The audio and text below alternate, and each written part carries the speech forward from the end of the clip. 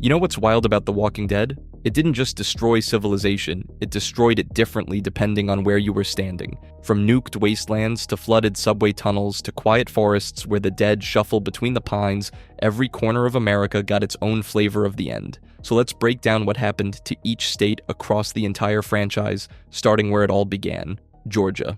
Georgia isn't just a setting in The Walking Dead, it's the entire foundation of the TV series. This is where Rick Grimes wakes up in an empty hospital, stumbles into a world that no longer makes sense, and kicks off one of the longest-running apocalypse narratives in modern fiction. The original comic starts Rick's journey in Kentucky, but the flagship TV series plants its roots firmly in Georgia, and for good reason. Georgia becomes the place where every institution you've ever trusted fails in real time. Think about what happens within this single state. Atlanta falls almost immediately. The CDC, supposedly humanity's last scientific hope, ends with one guy and a self-destruct timer. Herschel's farm offers a brief illusion of rural safety before walkers tear through the fences. The West Georgia Correctional Facility becomes a fortress, then a graveyard. Woodbury introduces small-town authoritarianism cranked up to 11. And Terminus? Terminus promises sanctuary and delivers cannibalism, which is, not ideal. But here's the thing. Georgia isn't just where bad stuff happens. It's where the rules of this world get established. The CDC revelation that every living human is already infected, that death itself is the trigger, not a bite, that comes out of Georgia. The moral experiments. Can democracy work behind prison walls? Can a dictator keep a town safe? Can desperate people justify eating other people? All of that gets tested here first. And even after the show moves north into Virginia, fans still mentally default to Georgia. It's the landscape people picture when they think Walking Dead, the woods, the back roads, the humidity. Georgia became the apocalypse's hometown, and nothing that came after fully shook that association. But if Georgia is where the story begins, Pennsylvania is where it almost began instead. And that alternate history changes everything about what this franchise could have been. Here's the thing about Pennsylvania. It almost was The Walking Dead, not a side story, not a spin-off, the entire franchise. Robert Kirkman originally planned to set his comic series in Pittsburgh, not Georgia. The steel bridges, the rivers, the dense urban sprawl of a post-industrial city, that was supposed to be where Rick Grimes woke up into the apocalypse. But it didn't happen. Kirkman shifted the setting to Georgia, and Pennsylvania went from being the heart of the franchise to a ghost on the margins. Think about it. Pittsburgh is a city built on bridges, over 400 of them. Now imagine those bridges clogged with abandoned vehicles, walkers pouring across the Allegheny and Monongahela rivers with zero bottleneck. The tight hillside neighborhoods, the narrow streets, the industrial infrastructure already crumbling before the dead started walking. You wouldn't be running through open Georgia farmland. You'd be trapped in vertical urban corridors with nowhere to go but up. The franchise never actually shows us Pittsburgh in any meaningful way, and that's almost worse. A city with that kind of pre-apocalypse population density doesn't survive the outbreak. Once a place like that falls, it doesn't come back. Pennsylvania exists in the franchise as an absence, which somehow makes it creepier.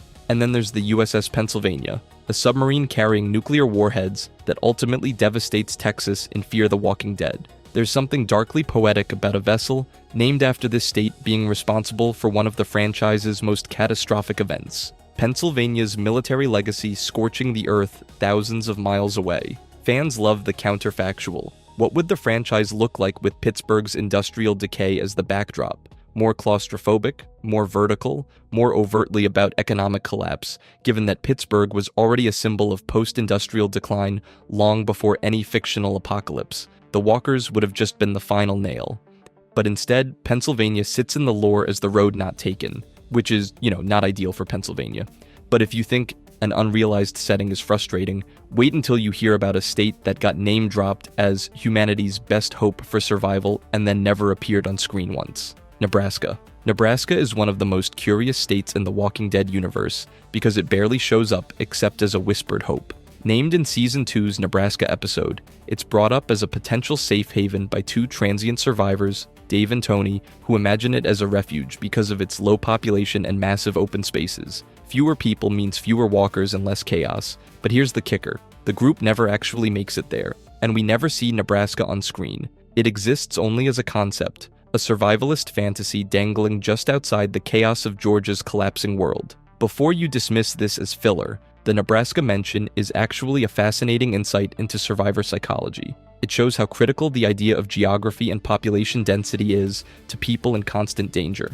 Nebraska represents a carrot on a stick, somewhere safe, far from crowded cities and battleground states. It's less a place than a symbol of hope and strategy. Head west, find open land, outlast the walkers by disappearing into vast emptiness. This speculative use of Nebraska contrasts sharply with Georgia's relentless panic and violence. Georgia is all about crowded towns, desperate fights, and chaos on every corner. Nebraska flips that into an imagined if-only scenario where survival might be calmer, cleaner, safer, though nobody knows if that's even true. The show never tests the idea, so Nebraska floats as a blank slate.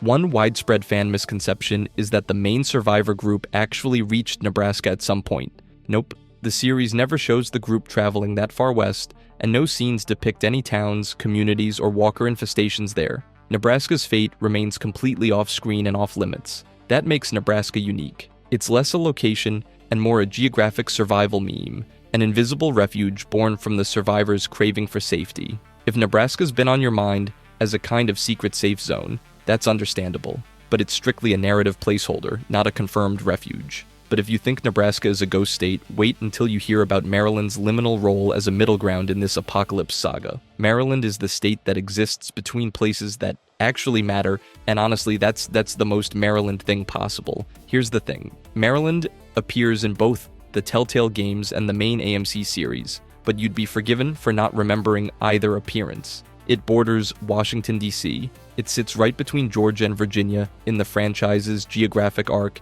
and yet nobody ever stops there on purpose. Characters pass through Maryland like it's a highway rest stop. You pull in, maybe you kill a walker in a gas station parking lot, and then you keep driving towards somewhere that actually has a storyline. In the Telltale games, Maryland functions as part of Clementine's broader East Coast journey, filling gaps between the southern starting point and northern destinations. Small towns, suburban sprawl, transit zones, the kind of places where the outbreak didn't arrive with dramatic flair but just quietly ate everything from the inside out. One day the commuter train stopped running and nobody came back from DC. Maryland's apocalypse wasn't cinematic, it was administrative. But here's where it gets interesting. Maryland's proximity to DC means it would have been ground zero for the collapse of federal infrastructure. All those government workers and suburban families who relied on the capital's economy suddenly had nothing. No paychecks, no supply chains, no reason to stay.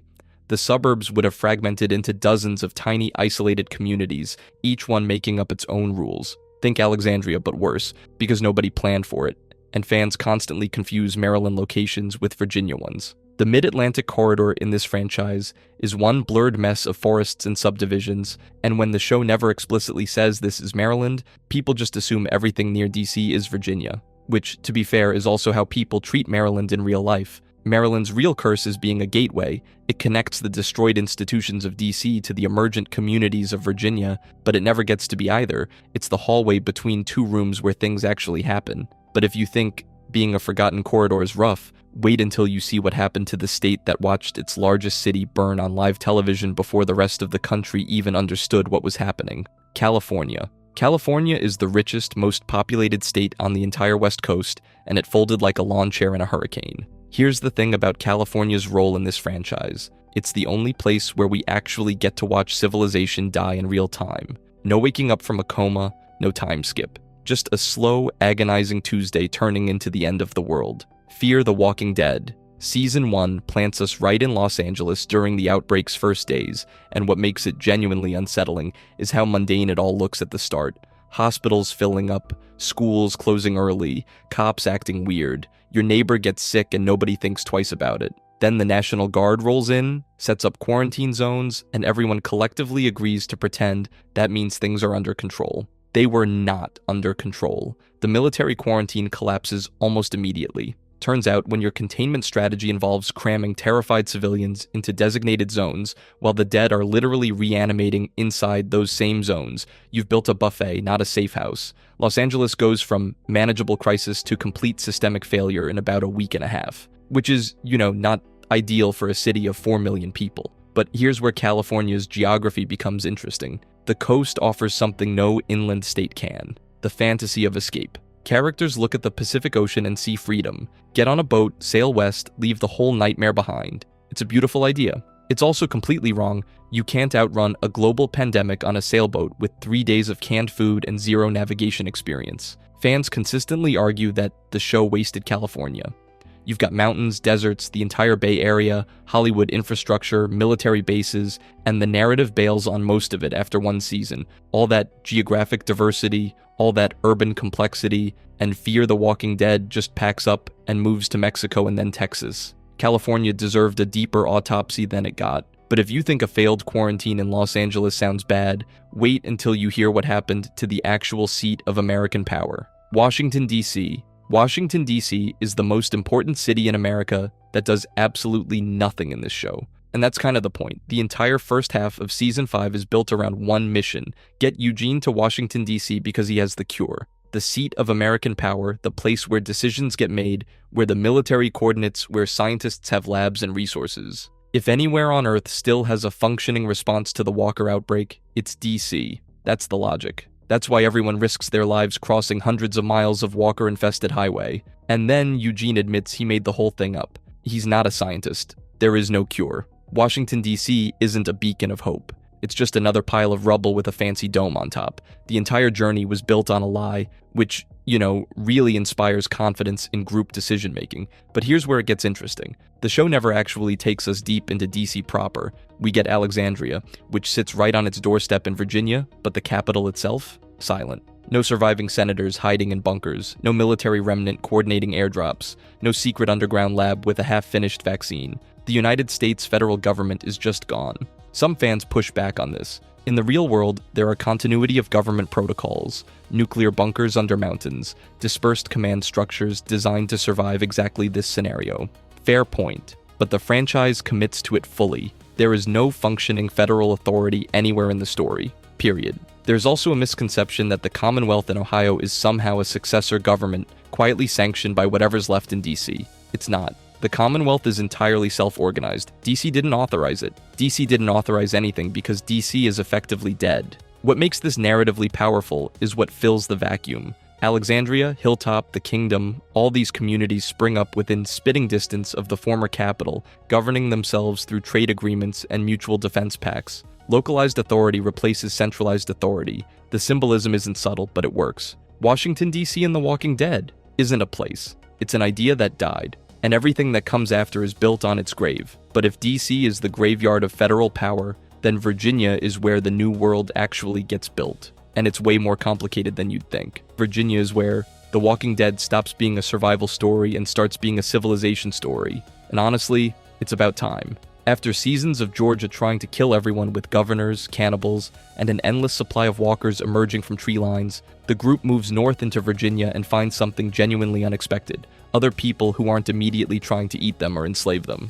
Well, mostly. Here's the thing about Virginia in this universe. It doesn't just host one community, it hosts an entire network of them. Alexandria, Hilltop and Culpeper, the Kingdom, Oceanside, 4 distinct societies, each with their own leadership structure, economy, and military capacity, all operating within driving distance of each other. That's not survival anymore. That's a proto-government. They trade resources, share intelligence, coordinate defense. Hilltop grows the food, Alexandria provides suburban infrastructure, the Kingdom offers manpower, and a guy who talks like a Renaissance fair got stuck in an apocalypse. Which, adds flavor. But here's where it gets complicated. Virginia sits right next to Washington, D.C., the former seat of the entire United States government, and nobody even attempts to reclaim it. Nobody drives 20 minutes east to check if maybe one congressman survived in a bunker somewhere. The communities in Virginia build their entire cooperative structure from scratch, completely independent of any federal remnant. That tells you everything about how thoroughly the old world died, and this cooperative system gets tested hard. The Savior War forces every community to choose between submission and collective resistance. The Whisperers push the boundaries of what territory even means when your enemy doesn't use walls. Both conflicts nearly destroy everything these communities built, but they survive. Barely with massive casualties, but they survive. Fans obsess over the logistics of this, and rightfully so. They make maps, calculate travel times between communities, debate whether the trade routes are defensible, because Virginia represents something the show rarely offers: genuine hope. Not "we found a building to sleep in tonight" hope. Real, structural, we might actually rebuild something worth living in hope. The shift from Georgia to Virginia mirrors the shift from individual survival to collective governance. It's messy, it's fragile, and people keep trying to burn it down, but it holds. But if you think networked communities and cooperative trade agreements sound complicated, wait until you see what happens when the apocalypse meets the great state of Texas. Spoiler, it involves a nuclear warhead, and things get significantly worse. Texas is where the Walking Dead franchise decided that zombies alone weren't enough and said, you know what this apocalypse needs? A nuclear warhead. And honestly, fair enough. For 4 full seasons of Fear the Walking Dead, Texas serves as the primary backdrop, and it earns that spotlight. The state's geography alone creates a survival nightmare fundamentally different from Georgia or Virginia. We're talking about a landmass so vast that running out of gas doesn't just mean a long walk, it means you're probably dead. The distances between towns, between resources, between anything resembling shelter are genuinely punishing. Survivors here don't get to hunker down behind walls and farm. They're forced into a nomadic existence, constantly moving across highways and oil fields just to stay alive. But here's where it gets complicated. By the end of Season 6, a nuclear warhead launched from the U.S.A. Pennsylvania detonates over the state, turning large swaths of it into an irradiated wasteland. So now survivors are juggling 3 apocalypses at once: the biological one, the social collapse, and a full-blown nuclear environmental disaster on top of it all. Radiation sickness, contaminated water, shifting fallout zones dictated by wind patterns. Texas becomes the one state where you can die from the air itself. The oil infrastructure adds another layer. Refineries and tankers become ticking time bombs without maintenance. The landscape that made Texas wealthy before the apocalypse actively tries to kill everyone after it. Now, fans are genuinely split on the nuclear plot. Some think it's a brilliant escalation that forces characters into entirely new survival calculations. Others think a submarine crew launching a warhead at Texas stretches plausibility past its breaking point. Both sides have valid points, but what it accomplishes is making Texas feel uniquely hostile in a franchise where every state is already trying to kill you. One misconception worth clearing up: people sometimes assume the nuclear strike was a small, localized event. It wasn't. Canonical sources describe Texas as devastated. We're not talking about one crater. We're talking about entire regions rendered uninhabitable, with survivors forced to track radiation levels and plot safe corridors through what used to be open highway. Texas represents the moment where human technology becomes a bigger threat than the dead. Walkers are predictable, radiation isn't. And if you think environmental collapse layered on top of a zombie apocalypse sounds bad, wait until you hear about what Ohio built in the middle of all this chaos. Ohio is where The Walking Dead tosses conventional apocalypse storytelling out the window and builds something way more complicated. It's home to the Commonwealth, a sprawling, tightly controlled city-state with a population in the tens of thousands. This isn't some scrappy survivor camp. It's close to pre-apocalypse civilization, with electricity, organized labor, and a rigid social hierarchy that screams class system. Before you dismiss it as just a shiny fortress with folks playing dress-up, hear me out. The Commonwealth actually challenges the usual trope that societies just splinter into isolated pockets after the outbreak. Here, they've reassembled city life. Markets, schools, bureaucracies, even sports events still exist behind those high walls. But make no mistake, this restored order comes with a steep moral price. The political tensions coursing through Ohio revolve around justice and governance.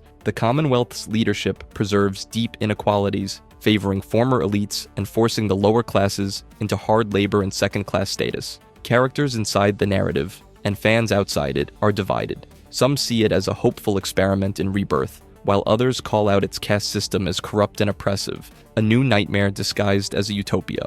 Beyond the Commonwealth itself, Ohio also hosts an abandoned train yard that's been repurposed as a clandestine meeting place in the comics. Remnants of the old infrastructure, now ghostly echoes of society's collapse. This detail further adds layers to Ohio's identity, a place straddling the line between decay and reconstruction. Here's the kicker. Ohio pushes back hard against the idea that the apocalypse means endless chaos and fragmentation.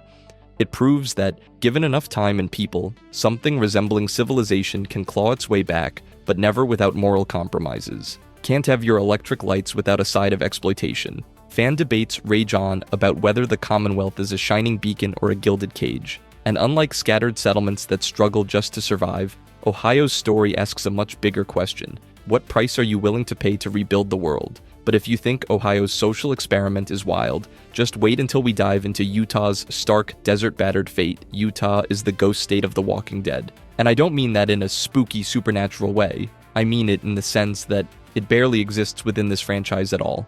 No major arcs, no named communities, no characters wandering through its canyons, having emotional breakdowns. It's just there, on the map. Technically part of America. Cool. Here's the thing. We've spent entire seasons watching people farm in Virginia, navigate flooded subway tunnels in Manhattan, and deal with nuclear fallout in Texas. But Utah? Nothing. The franchise looked at an entire state full of vast desert expanses, brutal temperature swings, and some of the most isolated terrain in the continental United States and said, nah, we're good. And that's wild when you think about what surviving there would look like. Utah is roughly 85,000 square miles of mostly arid landscape. Water sources are limited and spread far apart. The summers will cook you, the winters in the mountain regions will freeze you solid. It's not the kind of place where you stumble across a nice farmhouse and set up shop for 3 seasons of television, but that's precisely what makes its absence so frustrating. Desert survival is a completely different beast than anything the franchise has explored. No lush forests to hide in, no abundant rivers to fish from, just you, the sun, and whatever water you manage to carry. The walkers would be less dense, sure, because the population was never high to begin with, but the land itself becomes the antagonist. Every mile between you and the next water source is a death sentence if you miscalculate. The real reason Utah gets ignored is simpler than any in-universe explanation. The Walking Dead has always gravitated toward states with major population centers, symbolic political weight, or existing production infrastructure. Utah has none of those things. It's not dramatically useful in the way a crumbling Manhattan skyline is. It doesn't carry the emotional weight of watching Washington, D.C. fail. It's just empty space the writers never felt compelled to fill. But if you think an empty desert is unsettling, wait until you see what happened to the most iconic city on Earth, New York. For most of the franchise, the apocalypse plays out horizontally. Flat roads, open fields, farmland stretching to the horizon. Then, Dead City drops you into Manhattan, and suddenly, survival becomes a vertical problem. And honestly, it's about time. New York is the 11th state in the Union and one of the last major settings the franchise explores. But it's Dead City that really puts Manhattan under the microscope, and the result is one of the most visually distinct environments the Walking Dead universe has ever produced. Here's the thing about New York City in the apocalypse. It's not just another ruined city. It's a ruined city where everything is stacked 80 stories high. Walkers aren't just shambling down streets. They're trapped in stairwells, flooding out of subway tunnels, falling off rooftops. The skyscrapers are now crumbling death traps, and the flooded subway system turns the underground into pitch-black canals, which is, not ideal. But the real genius of this setting is the isolation factor. Manhattan is an island. Bridges are destroyed or controlled by factions. Waterways are impassable without serious resources. So anyone stuck on that island is genuinely stuck, turning the most connected city on Earth into a sealed terrarium of competing survivor groups. The factions that control bridge access hold all the power. Because in a vertical maze with limited entry points, geography becomes currency. The CRM also has its fingerprints on New York through World Beyond, connecting the state to the franchise's larger late-apocalypse power struggles. These aren't scrappy survivors growing tomatoes behind a fence. This is organized, militarized control operating across state lines. Fans have been overwhelmingly enthusiastic about the fresh setting, seeing walkers on the Empire State Building, seeing Maggie and Negan navigate overgrown streets between collapsed high-rises. It gives the franchise a completely different visual language. After years of forests and farmland, Manhattan's concrete canyons feel almost alien. Canonically, we don't have much to go on outside the city. Upstate could be thriving for all we know, but nobody's making a show called Dead Poughkeepsie, so Manhattan gets the spotlight. In Georgia, you run. In Virginia, you fortify. In New York, you climb. Every floor is a decision. Every rooftop is a potential refuge or a dead end. Buildings aren't just abandoned. They're structurally compromised, overgrown, partially submerged. The city is eating itself. But if Manhattan's vertical nightmare sounds claustrophobic, wait until you hear about the state that took isolation and ran with it to the literal edge of the country, Maine. And then there's Maine, the state that feels like someone at AMC finally said, what if we just told a quiet story for once? And honestly, it works. Maine shows up in Tales of the Walking Dead and gets a nod in Daryl Dixon, making it one of the few New England states to actually get dedicated screen time in this franchise. And the choice makes sense. After years of southern farmland, Texas deserts, and Manhattan skyscrapers, dropping viewers into a foggy coastal town surrounded by dense forest feels like stepping into a completely different apocalypse. Here's the thing about Maine. It's not trying to be epic. The stories set there are smaller,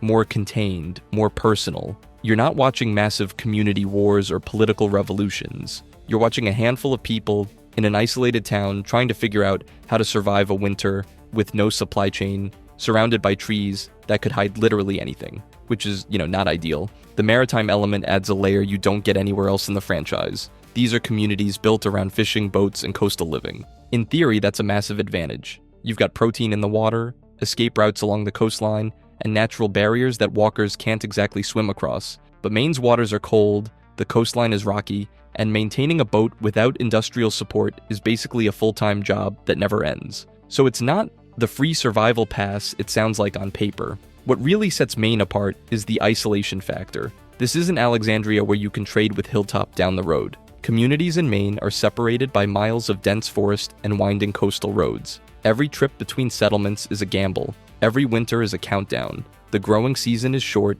the nights are long, and if your group is small enough, one bad week can end everything. Fans generally appreciate Maine's inclusion for exactly this reason. It proves the apocalypse didn't just hit the South and the big cities. It reached everywhere. Every quiet fishing village, every remote forest cabin, every coastal town that thought being far from civilization might save them. It didn't. And that's really the point of covering all of these states. From Georgia's initial collapse to Manhattan's vertical nightmare to Maine's frozen isolation, the Walker apocalypse didn't discriminate by geography. It just adapted. Every state got its own version of the end, shaped by its own terrain, its own people, and its own particular brand of bad luck. The whole country fell, just not all in the same way. If you enjoyed this video and want to see more, click the video on the screen now.